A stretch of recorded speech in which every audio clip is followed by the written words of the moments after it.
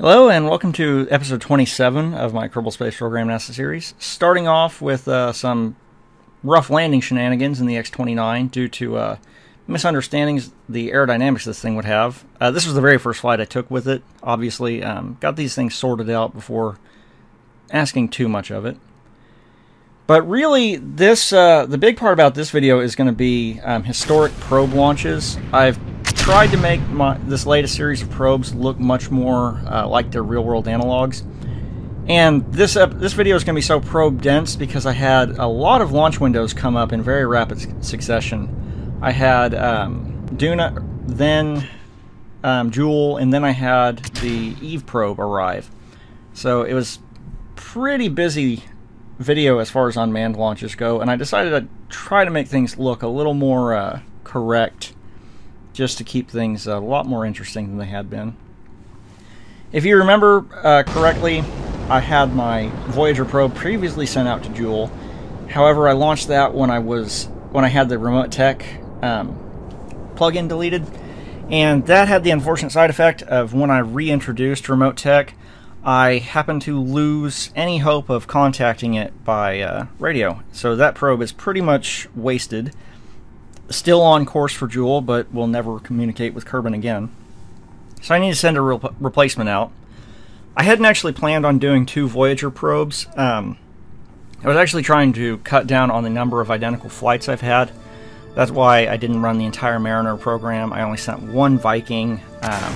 Gemini and Mercury were pretty limited too. But this is my Voyager 2, which I wanted to make the boost state, or the transfer stage, look as much like the real propulsion unit as the real Voyager as I could. So it came out alright, not too terribly exciting, but the probe itself is probably one of my better ones. Made extensive use of remote tech. Unfortunately, I kind of had to cheat because the real Voyager was powered by RTGs, and the stock RTGs in Kerbal Space Program are not strong enough to run this dish unless I packed 4 of them in there. I couldn't get 4 of them to look correct, so I kind of clipped them into the body. I didn't use clipping in the debug menu. I just found a configuration where the game thought, you know what, I'll take it. So I just left that how it is, and I did leave 1 RTG on an extendable boom, as the real Voyager had, but had to make some compromises to the design just to actually make it work. There's a little more complicated deployment process for the booms than I was hoping for, having to lock various infernal robotics joints, but I'm actually probably going to be using infernal robotics a lot more in the near future. I had been limiting myself to using it only in like Canadarm configurations, but it's actually a very useful mod for variety of uses, so I thought I'd use its utility to its utmost. Of course, there's a lot of just messing around with this to get everything to deploy properly. And on the end of the other boom, I've got an accelerometer, the gravioli detector, and a science camera from the Hullcam mod. Looking pretty nice, if I do say so myself. Now, unfortunately, the Kerbals had moved past record players, so on the side you'll see the golden 8-track, which is carrying their message of peace to the stars. Actually, that's the Kerbal Engineer Redux unit, but I thought it looked kind of cool, so I threw it on there. Testing the camera, looking back at Kerbin, which is kind of neat. Unfortunately, I kept running into that camera bug. Anytime I changed views, it would shoot out to the extreme limits of its zoom, which got annoying after a while. Once I got this save recovered from all the major issues that kept me from loading it for a while, the bug seemed to go away, but I ran into it on a later shuttle mission, so don't quite know what's going on there. It was actually after this mission I was running into a lot of load issues. I was hardly able to actually get the game to start, which was kind of scary for a bit. Otherwise, this would have been a very more somber post-mortem playthrough video. But through a variety of methods, namely, I forced it to start in OpenGL mode so it would stop trying to allocate as much RAM, and also renaming a previous quick save as my persistent file, I was finally able to get in and get things cleaned up and restored. But it was kind of touch and go there for a while.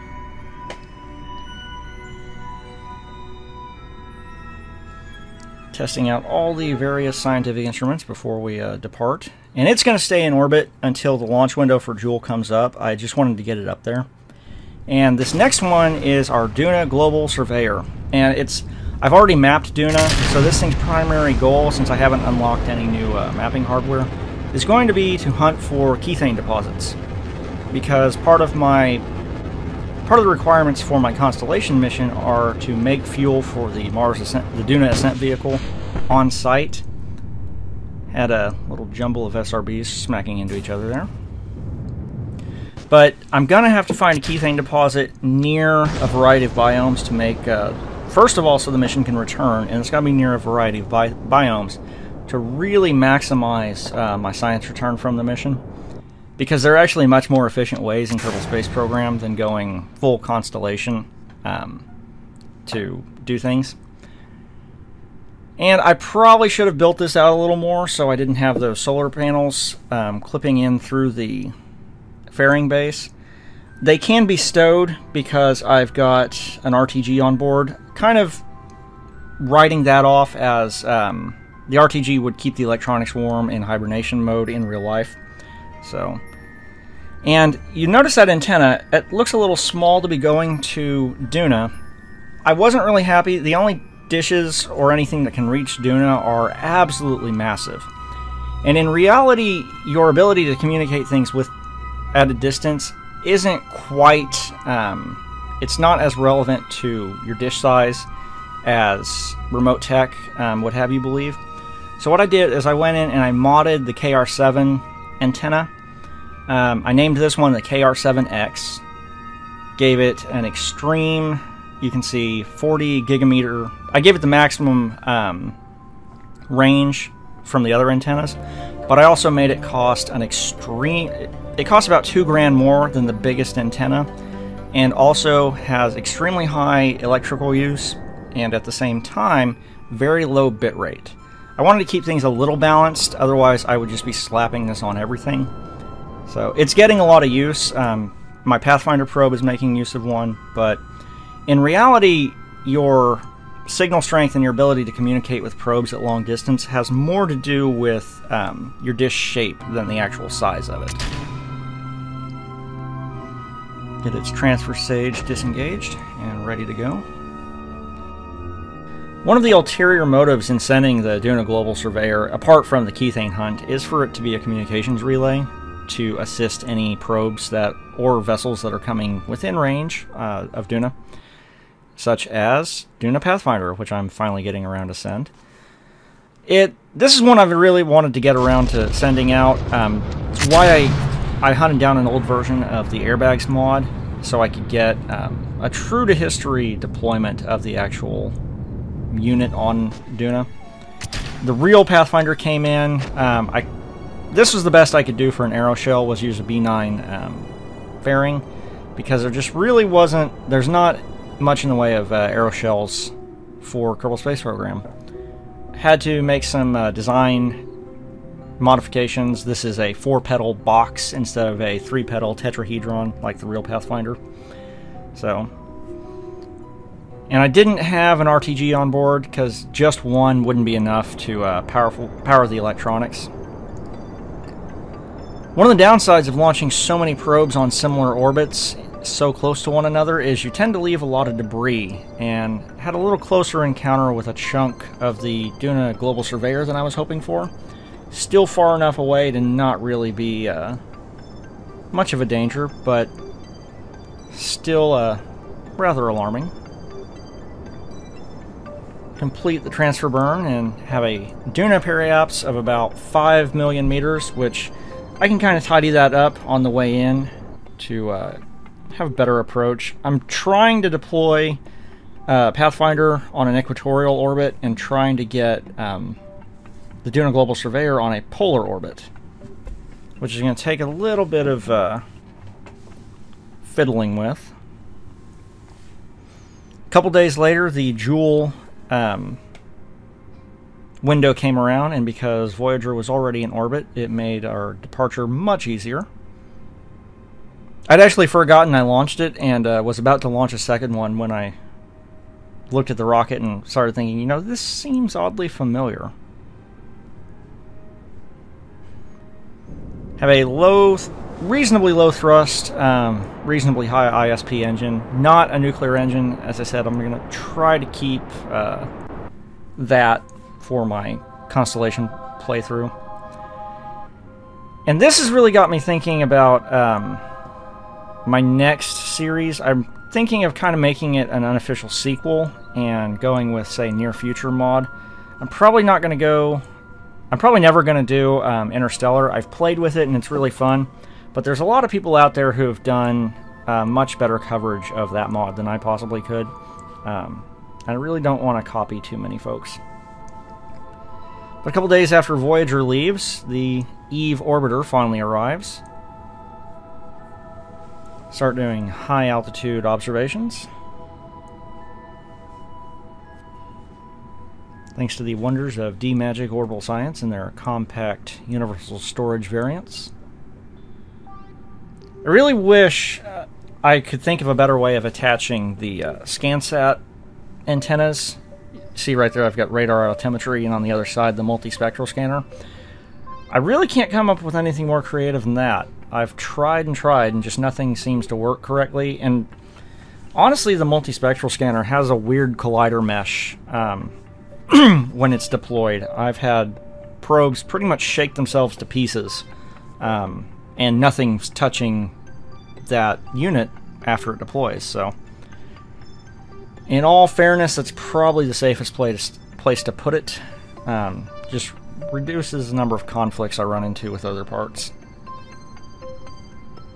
Unfortunately, I didn't quite get the orbit of this correct. I wanted to get a complete polar orbit, as any mapping mission should have, but I dumped the transfer stage a little too early. I got a little bit excited to just dispose of it in Eve's atmosphere instead of hanging on to it for forever.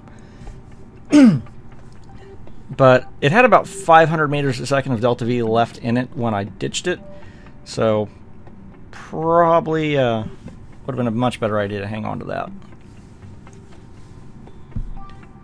Slowly wait for everything to transmit. Not a lot of battery life on this thing, so it tends to suck the batteries dry. Doing a science observation transmission. See Eve hanging silently in the background.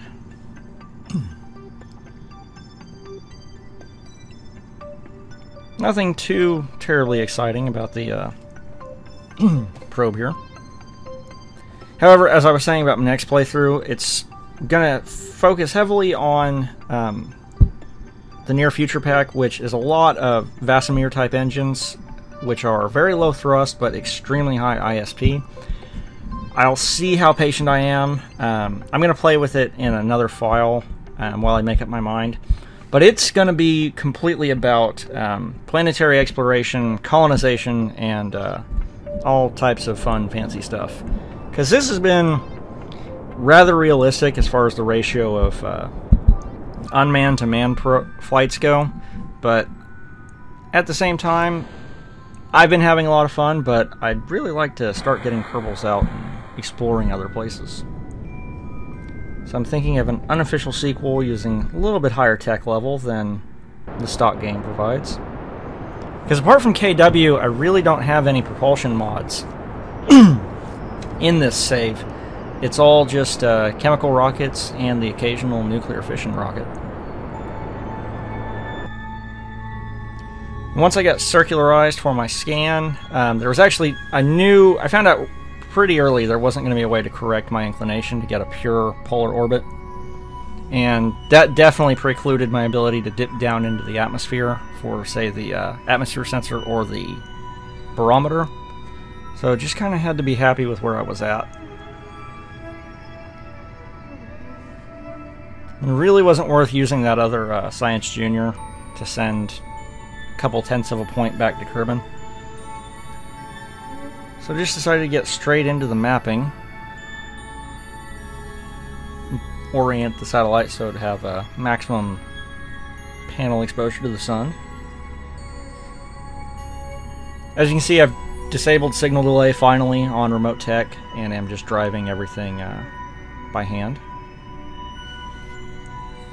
I actually lucked into a pretty good orbit for mapping. You can see it just kind of keeps adding to that one strip, and I don't have any blank spots. Unfortunately, the poles aren't going to get covered because of my inclination, as I said a couple dozen times before in this video. However, I think I got about 80% on this pass, which isn't too bad.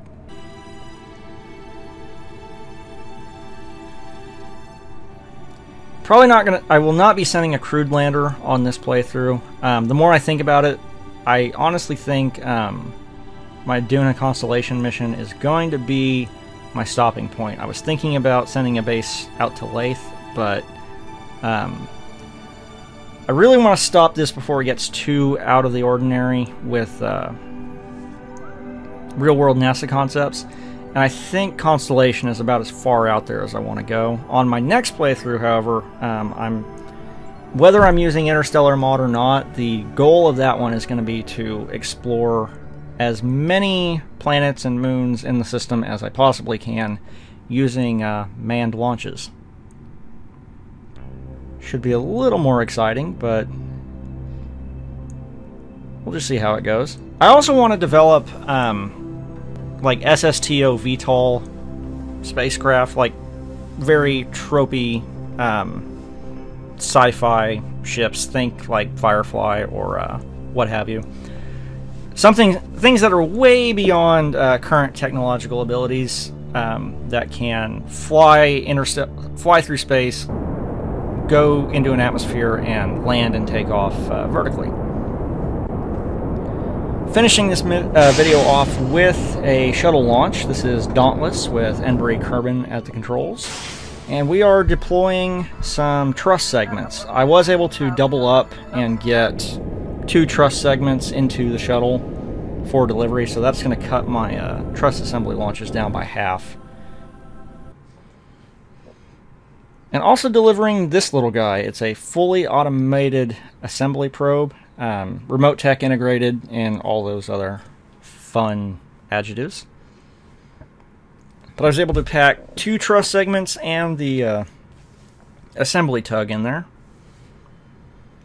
Unfortunately, the truss segments were a bit long for the cargo bay, especially after that decoupler got added in. I just didn't want to leave any debris in close proximity of the space station, so I didn't use a stack separator. A little bit of rotation in this truss assembly once it finally bumped its way out of the cargo bay, but this probe is maneuverable enough it was still able to snag it.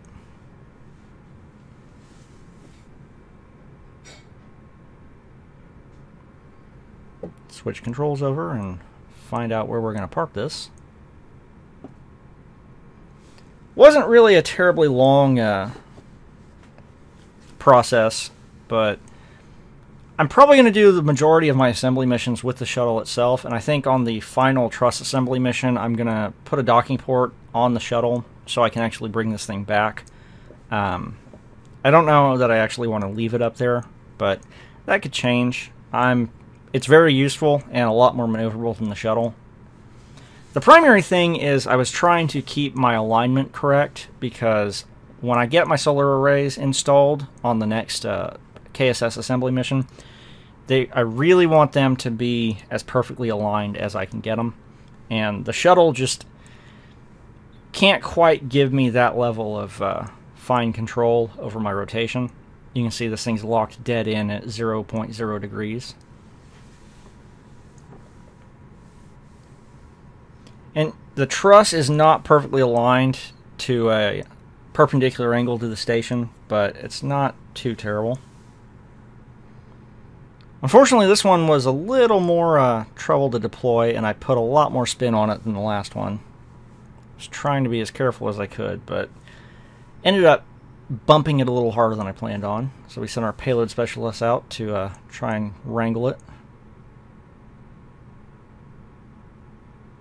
Mainly trying to keep it from smashing into the shuttle too much.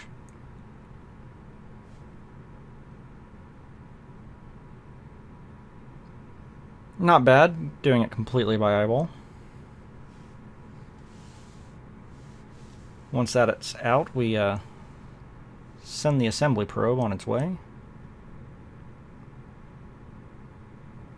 Had to find out where the shuttle was, though.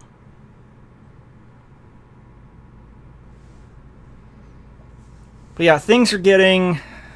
They're not terribly buggy, but I honestly think I need to be getting to an ending point pretty soon before this just all collapses on my face.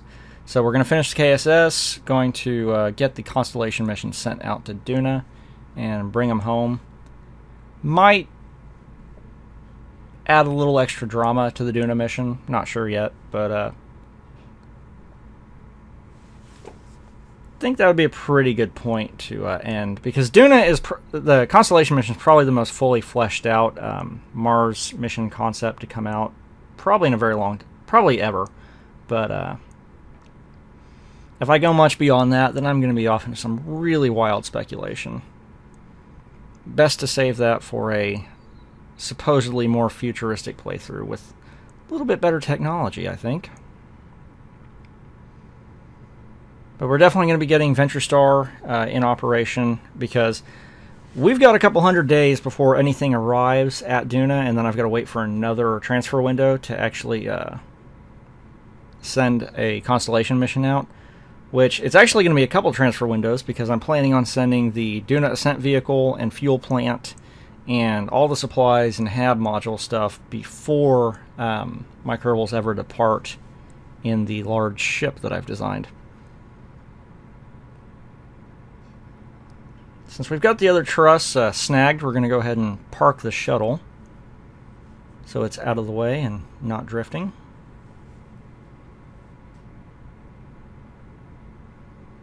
It's a reasonably maneuverable ship, and as I've said before, very useful, but it just didn't quite have the fine control for this operation I was hoping for. So I decided to bring a little more accurate set of hands. I really wish there was a way for a Kerbal to grab hold of a module and, maneuver it by hand. That would really make EVAs have much more of a point to them, but oh well.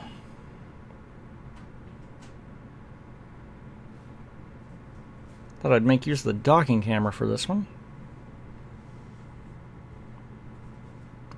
I always think it looks great. Also helps me be a little more accurate, because the lab there is rotated a couple degrees off center. You can tell by the angle the truss makes with the line that goes just above my SAS and RCS status indicators. So I was able to use that to kind of line up a little better. Not that it matters, but kind of a perfectionist.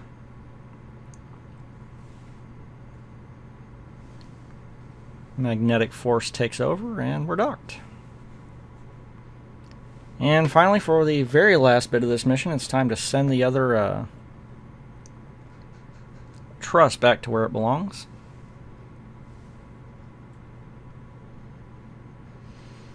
But our next truss assembly mission is going to be the last truss assembly mission. We're going to send the actual main solar arrays up, get them installed, and then we can be back to installing labs. And I think probably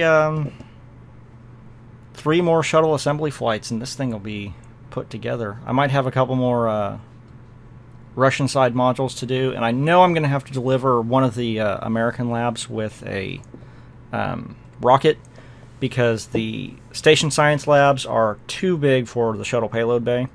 And I haven't checked, but I'm fairly certain they're not tweak scale enabled, so probably not going to be able to shrink them down any.